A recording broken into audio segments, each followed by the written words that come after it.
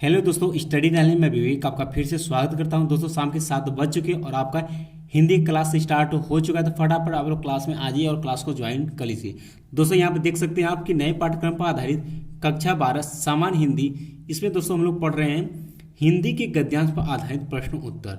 आज हमने लिया हुआ है, चैप्टर का नाम है आपके भाषा और आधुनिकता, लेखक हैं इनके जी सुंदर रेड्डी। ये दोस्तों भाग फर्स्ट बनाया जा रहा है। उम्मीद है कि भाग फर्स्ट में ही पूरा क्लियर हो जाएगा, और अन्यथा अगर क्लियर नहीं हो पाता तो भाग सेकंड इसका बनाया जाएगा। ठीक है, तो दोस्तों क्लास को स्टार्ट करने से पहले जो स्टूडेंट चैनल पहली बार है, चैनल को फटाफट आप लोग सब्सक्राइब कर लीजिए और क्लास को फटाफट आप लोग लाइक कर दीजिए।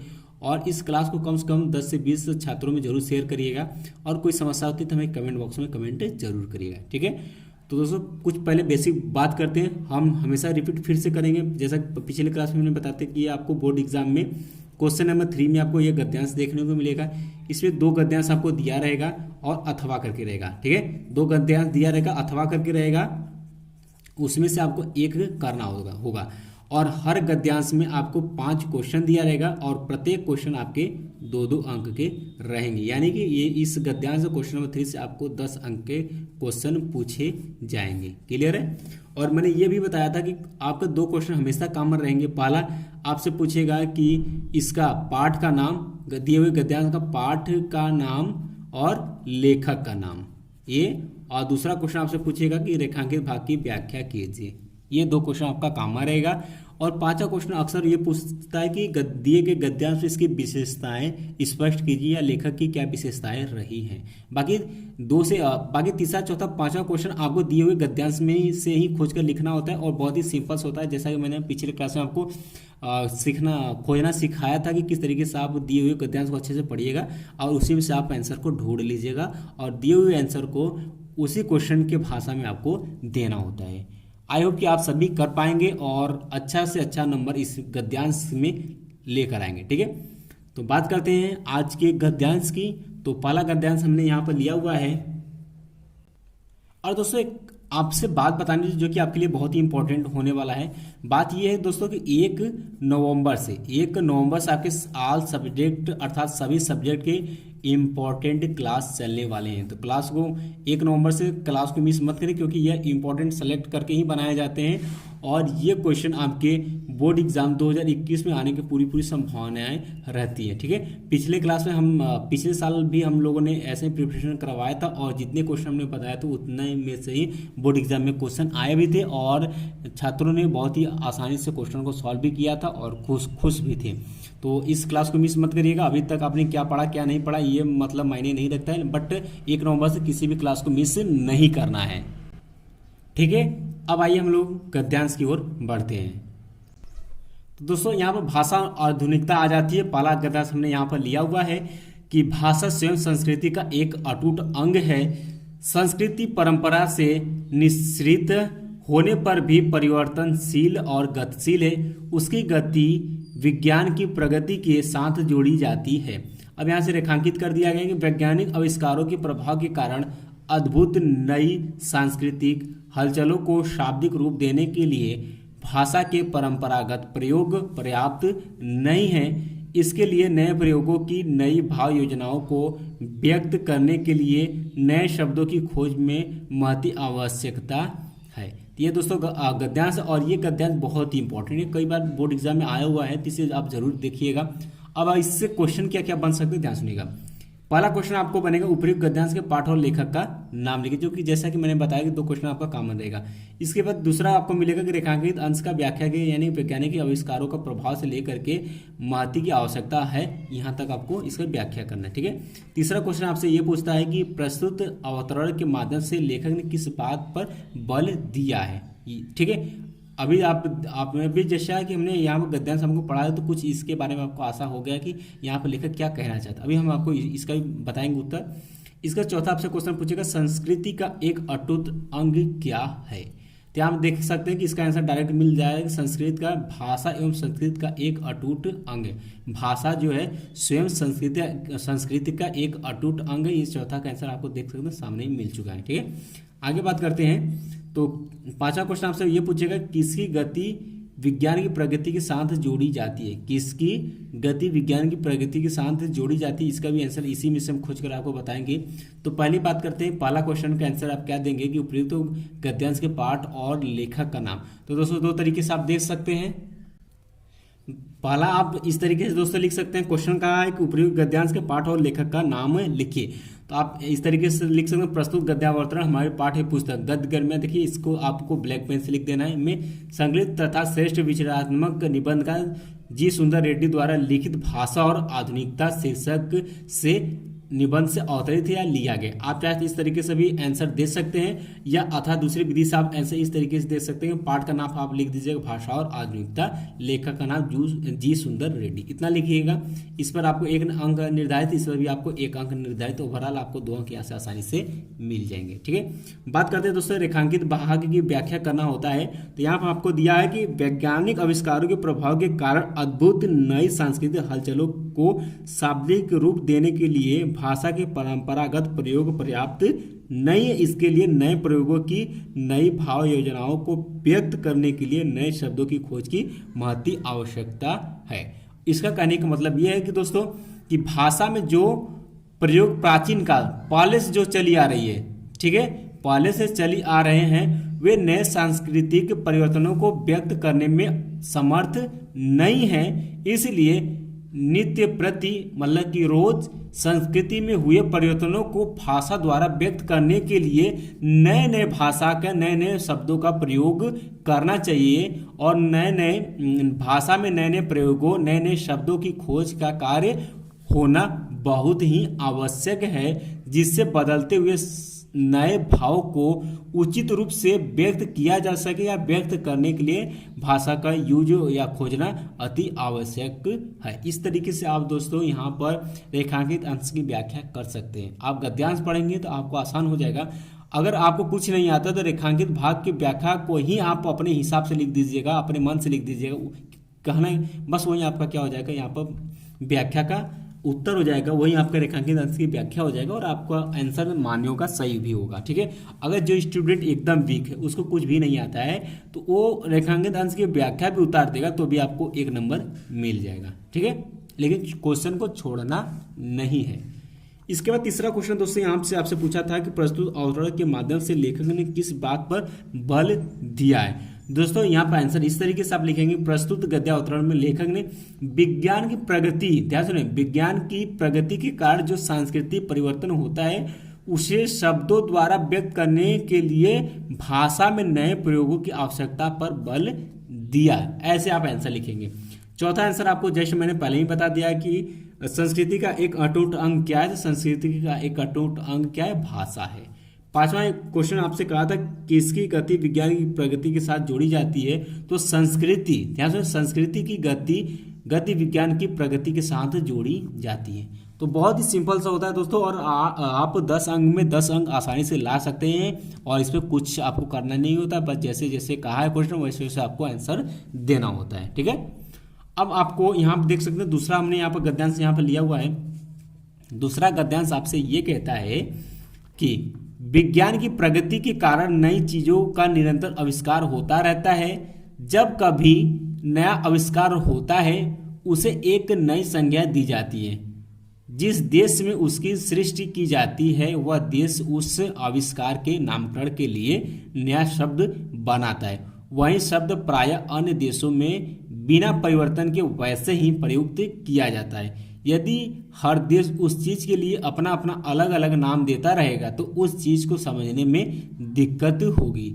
जैसे रेडियो, टेलीविजन, स्पुतनिक। तो दोस्तों आप रेडियो को रेडियो भी कह सकते हैं, जैसे टेलीविजन हो गया तो हमारे यहाँ टेलीविजन टीवी को कहते हैं, अन्यत्र जगह टेलीविजन को कोई दूसरा नाम देंगे जैसे रेडियो कहते हैं। ठीक है, और गांव में आप इसे बाजा भी कहते हैं, पता नहीं होगा आपको। तो जैसे आप फिर अलग, जैसे अपने ही देश में अगर आप चले जाएं, अगर तमिल की तरफ चले जाएं, साउथ इंडियन की तरफ चले जाएं, तो भाषाएं बदल जाती, तो वहाँ पर आपको समझने में प्रॉब्लम होगी। तो इसी पर ये लेखक ने जोर दिया हुआ है। अब बात करते हैं इस गद्यांश का क्या क्या क्वेश्चन बनता है, उसको देख लेते हैं। ठीक है, तो पहला क्वेश्चन आपसे ये बनेगा कि उपयुक्त गद्यांश के पाठ और लेखक का नाम, जो कि कॉमन रहेगा। दूसरा क्वेश्चन आपसे ये पूछेगा कि रेखांकित अंश की व्याख्या कीजिए, ये पूछेगा।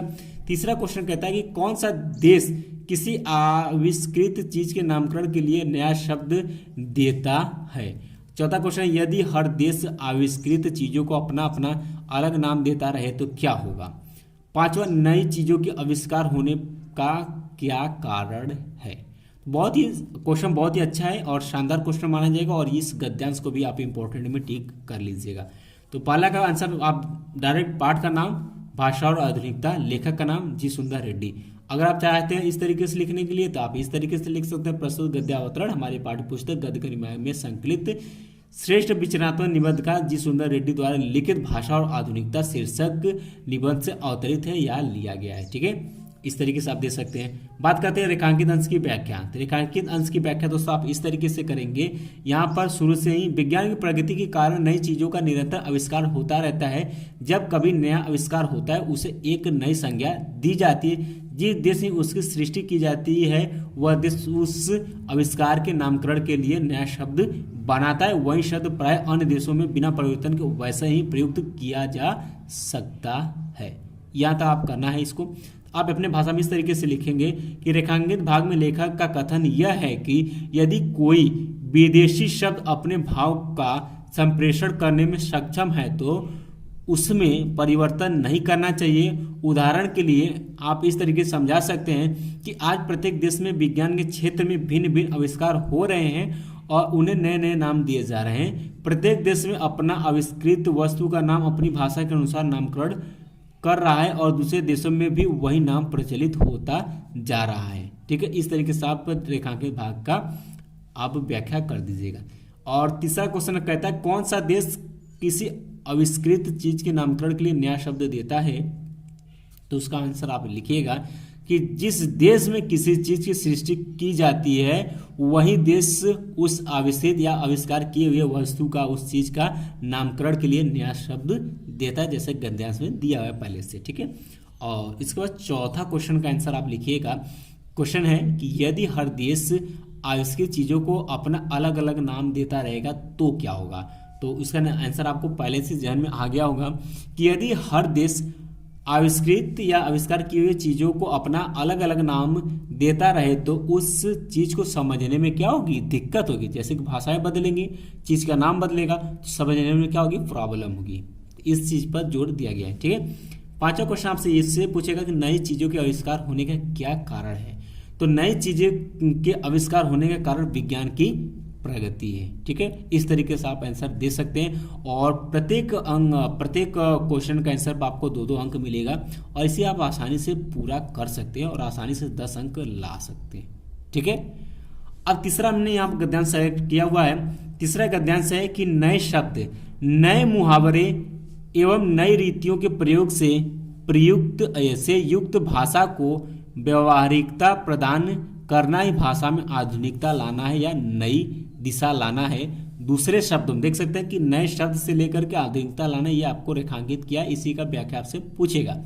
आगे गद्यांश कहता है कि दूसरे शब्दों में केवल आधुनिक युगीन विचारधाराओं के अनुरूप नए शब्द के गढ़ने मात्र से ही भाषा का विकास नहीं होता, वरन नए परिभाषिक शब्दों को एवं नूतन मतलब नया शैली प्रणालियों को व्यवहार में लाना ही भाषा को आधुनिकता प्रदान करना है। यह है क्वेश्चन आपसे क्या क्या बन सकते हैं। पहला, उपयुक्त गद्यांश के पाठ और लेखक का नाम। रेखांकित अंश की व्याख्या कीजिए। तीसरा, किसके गढ़ने मात्र से भाषा का विकास नहीं होता है। चौथा, किन चीजों को व्यवहार में लाना ही भाषा को आधुनिकता प्रदान करना है। पांचवा, उपर्युक्त गद्यांश के माध्यम से लेखक ने कौन सी बात आपको बताई हुई है। ठीक है, तो पहला का आंसर आप इस तरीके से लिखेंगे कि प्रस्तुत गद्यावतरण हमारे पाठ्य पुस्तक गद्य गरिमा में संकलित श्रेष्ठ विचारक निबंधकार जी सुंदर रेड्डी द्वारा लिखित भाषा और आधुनिकता शीर्षक निबंध से अवतरित है या लिया गया है। अगर इस तरीके से लिखिएगा तो गद्य गरिमा को ब्लैक से, भाषा और आधुनिकता चैप्टर को आप ब्लैक से और डॉक्टर सुंदर रेड्डी को, जी सुंदर रेड्डी को, इनको भी ब्लैक पेन से आप लिखिएगा। ठीक है, इससे आपको क्या होगा कि एग्जामिनर को चेक करने में प्रॉब्लम नहीं होगी, वो आपको पूरा नंबर देगा। अगर आप उस तरीके से नहीं करना चाहते हैं तो आप दूसरा तरीका आप लिखिए, पाठ का नाम, लेखक का नाम। पाठ के नाम में आप भाषा का आधुनिकता, लेखक का नाम जी सुंदर रेड्डी। 1 नंबर यहाँ से, 1 नंबर यहाँ से, ओवरऑल आपको 2 नंबर मिल जाएंगे। ठीक है, अब बात करते हैं, कहता है रेखांकित अंश की व्याख्या कीजिए। तो रेखांकित अंश क्या था? यही था कि नए शब्द, नए मुहावरे एवं नई रीतियों के प्रयोग से उक्त भाषा को व्यवहारिकता प्रदान करना ही भाषा में आधुनिकता लाना है। इसका आंसर आप इस तरीके से लिखे, व्याख्या इस तरीके से लिखेंगे कि दिए गए रेखांकित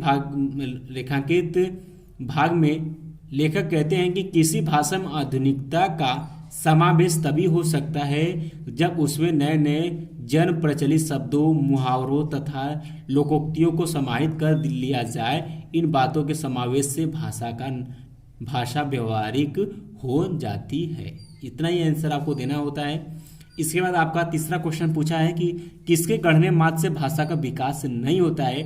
तो तीसरा का आंसर आप लिखिएगा कि आधुनिक युगीन विचारधाराओं के अनुरूप नए शब्दों के गढ़ने मात्र से भाषा का विकास नहीं होता है। ठीक है। चौथा आप लिखेंगे, चौथा आपसे क्या है, किन चीज़ों को व्यवहार में लाना ही भाषा को आधुनिकता प्रदान करना है।